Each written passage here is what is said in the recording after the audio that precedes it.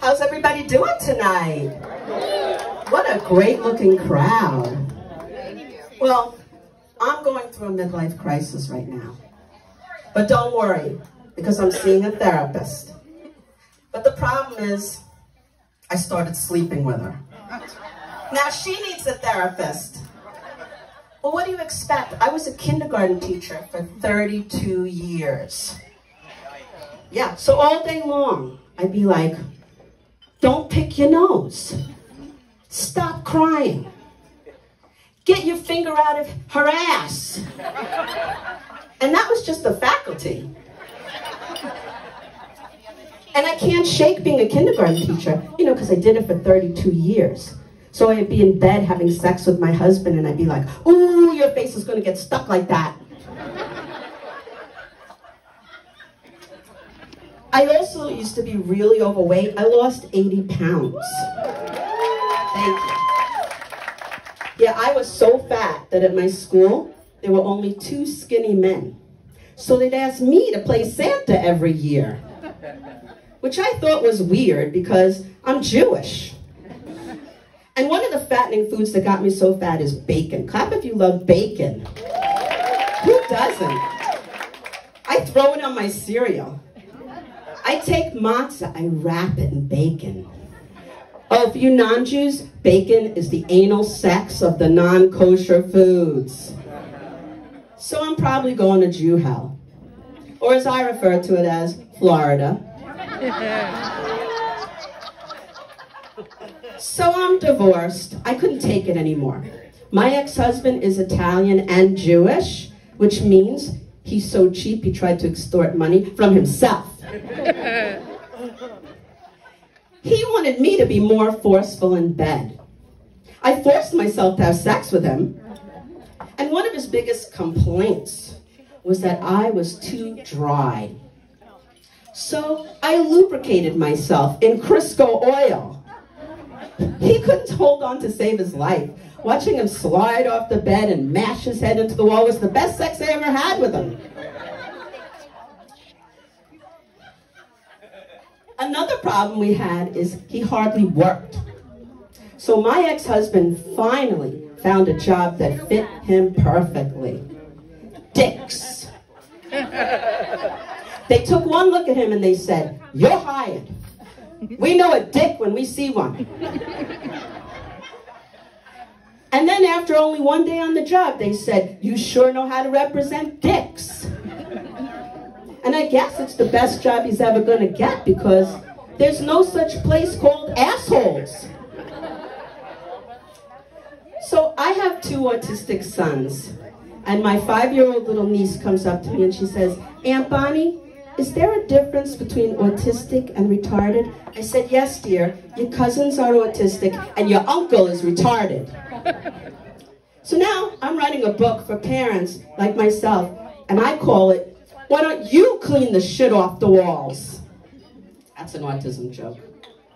So I'm in the supermarket, and this woman comes up to me and she says, because my boys were acting up, she says, "God only gives you what you can handle." Man, I hate that. So I told her, "Well, I'm glad you're handling your lazy eye." And my son, Brandon, he starts yelling out at IHOP. I took him to IHOP, and he's autistic. He starts yelling out, "Bath and shower, bath and shower." And the waitress comes over and she says, "Oh, is he German?"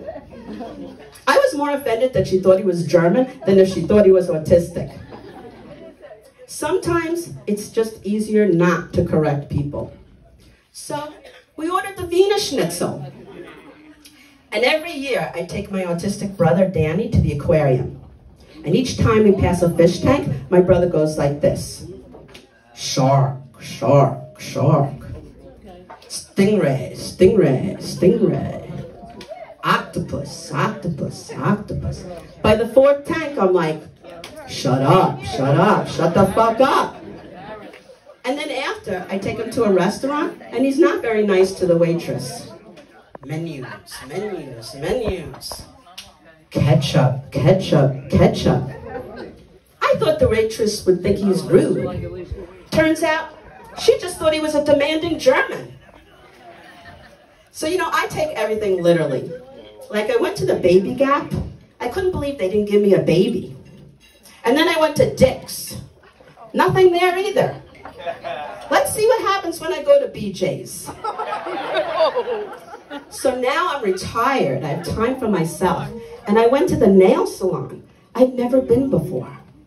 And while my nails were drying, she started giving me a back massage. Yeah, a back massage, without having to give anything in return. I had to stop my automatic response to kneel down and give her a blowjob. Dating after 28 years of marriage, what a difference. My friend told me if a guy buys you dinner, you have to have sex with him. So I'm on a date the other night and I'm thinking, do chicken McNuggets count as dinner? That's just a hand job, right? Then I went on another date to an expensive restaurant with a different guy. And the food was so delicious, I slipped and I said, ooh, it's like I'm having an orgasm in my mouth. And he said, I knew you'd love it. That's why I brought you here. I plan on having an orgasm in your mouth tonight too. And I think I see him right over there. And that wasn't even the worst date of all. I went out on a date with a guy that had Tourette's syndrome. And he rejected me. At least if we had gone out on a second date, I might have been able to figure out what made him tick. I loved the groan after that one. So, I'm new to social media, and my daughter is coaching me on how to handle it. She said, Mom, you have a real problem with dick pics. So I said, okay, I'll stop posting them. So I've been going through a horrible divorce for 2 years. And my boyfriend has been patiently waiting for 5. Think that one through. And I went for my COVID shot. The first one went okay. But after the second one, I no longer have a penis. And I did my first home COVID test.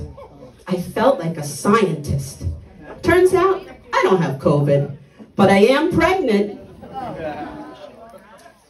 And I noticed, I was in a store the other day, I noticed the cashier had a name tag that said Destiny. So I thought to myself, well, what is her stripper name, Mary? And I love Chinese food. My favorite part is when you open up the fortune cookies at the end. So open up the first fortune cookie and it said, you fat, why you eat cookie? I open up the next one and it said, you nasty, and your lucky number is 4. So now I'm pissed. I open up the last fortune cookie and it said, God only gives you what you can handle. Holy crap. I didn't know that lazy-eyed bitch wrote fortune cookies. And I had a bad incident at BJ's today. I got fucked there. She never gave me my receipt.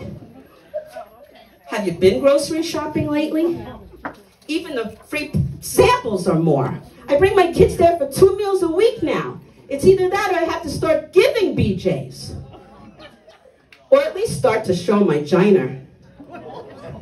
And I'll leave you with this. The best part about, thank you. The best part about getting a divorce is I won't have a mother-in-law anymore. Because I killed her. Nah, I didn't kill her. But it did go down as a COVID death. What do Republicans, Democrats, and my mother-in-law all have in common? We all won't shut the fuck up. And let me tell you something. When she was alive, number 1, she was a selfish bitch. Number 2, she was a fucking selfish bitch. And number 3, she was a big fucking everyone. Class, A+. But I tell you what I have in the trunk of my car. Crisco oil, Xanax, and my mother-in-law. Thank you, everybody. My name is Bonnie Scalise. You've been a great audience. Enjoy the rest of the show.